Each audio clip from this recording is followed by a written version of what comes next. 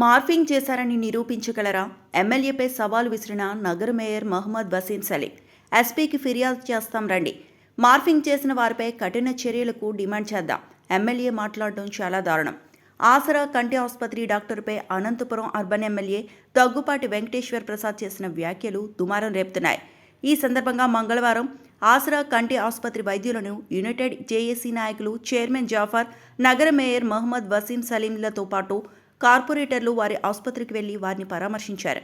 అనంతరం మేయర్ వసీం మాట్లాడుతూ, రాజ్యాంగబద్ధమైన పదవిలో ఉంటూ కబ్జాలకు, దౌర్జన్యాలకు పాల్పడుతూ మహిళలపై అత్యంత దౌర్భాగ్యమైన మాటలను మాట్లాడుతూ చేసిన వ్యవహారం దారుణమని మండిపడ్డారు. కేవలం చిన్నపాటి ప్రెస్ మీట్ పెట్టి తాను మాట్లాడలేదని మార్ఫింగ్ చేశారని, మొత్తం వ్యవహారాన్ని తప్పుదోవ పట్టించేందుకు చేస్తున్న వ్యవహారం చాలా దౌర్భాగ్యమని మండిపడ్డారు. ప్రభుత్వం మీదే ఉంది, నిరూపించుకునే సత్తా ఉందా అంటూ సవాల్ విసిరారు. ఈరోజు అనంతపురం నగరంలోని యూజేఏసీ ఆధ్వర్యంలో ఏదైతే సాయినగర్ అస్ట్రా ఆప్టికల్ సంబంధించి 6 months ముందు ఇష్యూ జరిగిన విషయం అందరికీ తెలిసినదే. అందులో భాగంగా 3-4 days ముందు ఒక ఆడియో వైరల్ కావడం జరిగింది. ఎమ్మెల్యే దగ్గుపాటి వెంకటేశ్వర ప్రసాద్ గారు ఏ విధంగా ముస్లిం మైనార్టీగా అయినటువంటి షరీఫ్ అనే వాళ్ళ దంపతుల మీద అసభ్యంగా దుర్భాష ఆడిన విషయం కూడా యావత్ అనంతపురమే కాదు, రాష్ట్ర ప్రభుత్వం కూడా అందరూ కూడా వినిన విషయం కూడా అందరూ తెలిసినదే. ఒక ఎమ్మెల్యే స్థాయిలో ఉన్నటువంటి వ్యక్తి ఈ విధంగా మాట్లాడుతున్నాడంటే ఈయన ఏ విధంగా పరిపాలన అందిస్తున్నారో అనంతపురం నగరానికి కూడా ప్రజలందరూ కూడా ఒకసారి గమనించాలి. ముస్లిం మైనార్టీలు అంటే ఎంత చులకన అయిపోయిందంటే, ఈయన అధికారంలోకి వచ్చినప్పటి నుంచి కూడా ముస్లిం మైనార్టీల పైన అనేక విధాలుగా కక్ష సాధింపుతో ముందుకు పోతున్న విషయం కూడా అందరూ గమనించాలి. ఈరోజు ముస్లింలు అంటే అసలు ఏ విధంగా దుర్భాషలు కానివ్వండి, ఏ విధంగా అసభ్యకరంగా మాట్లాడుతున్న విషయం కూడా ప్రజలందరూ కూడా ఒకసారి గమనించాలని కూడా నేను పదే తెలియజేస్తున్నాను. అనంతపురం నగరంలో ముస్లిం మైనార్టీలు రాజకీయ పరంగా కావచ్చు, ఉపాధి పరంగా కావచ్చు, స్వేచ్ఛగా జీవించే హక్కు లేదా వీళ్ళకి. ఈయన అధికారంలోకి వచ్చినప్పటి నుంచి ముస్లింలకు అనేక దాడులు కూడా చేస్తున్న విషయం కూడా ఒకసారి గమనించాలి. ఈ వైరల్ ఏ విధంగా అయితే ఆడియో వైరల్ అయిందో మళ్ళీ దానికి ఆయన సమకూర్చుకుంటున్నారు నిన్నటి రోజు మాట్లాడి. ఇది ఆర్టిఫిషియల్ ఇంటెలిజెన్స్, ఇది వచ్చేసి ఫేక్ ఆడియో టెక్నాలజీతో ఉపయోగించినారని చెప్తున్నారు. అయ్యా దగ్గుపాటి వెంకటేశ్వర ప్రసాద్ గారు, మీరు చెప్పేదానికన్నా సిగ్గుండాలి కొంచెమన్నా. ఎవరైనా చెప్తే నమ్మేస్తారేమో అని చెప్పినట్లు చెప్తున్నారు మీరు. ఆర్టిఫిషియల్ ఇంటెలిజెన్స్ అంట మార్ఫింగ్ చేసి నా ఆడియో బయట పెట్టినారంటున్నారు. ఇతనేం పెద్ద సెలబ్రిటీ, ఇతను ఆడియో అంతా మార్ఫింగ్ చేసి పెట్టడానికి. అయ్యా దగ్గుపాటి వెంకటేశ్వర ప్రసాద్ గారు, మీరే అంటున్నారు కదా మార్ఫింగ్ అని చెప్తున్నారు కదా, సరే వెళ్దాం రండి ఎస్పీ దగ్గరికి వెళ్ళి, మీదే ప్రభుత్వం ఉంది, కంప్లైంట్ ఇద్దాం ఎస్పీ గారికి.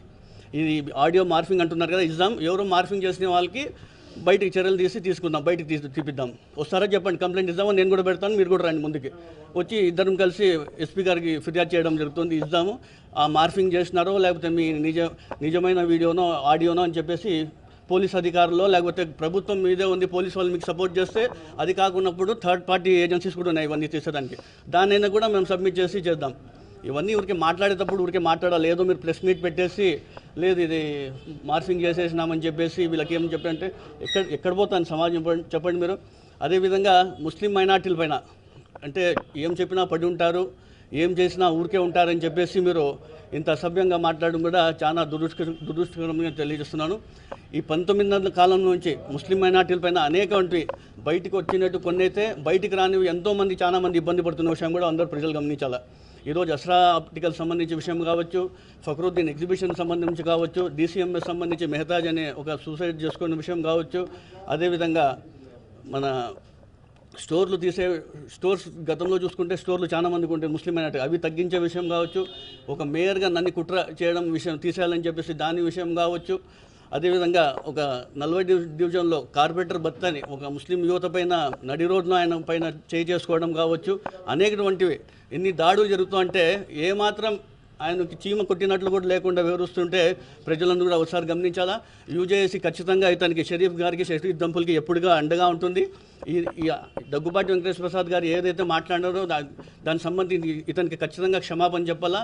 యూజేఏసీ తరఫు నుంచి మేమందరం కూడా ఖచ్చితంగా మహిళా కమిషన్ కూడా ఫిర్యాదు చేయబోతున్నాము కూడా తెలియజేస్తున్నాను.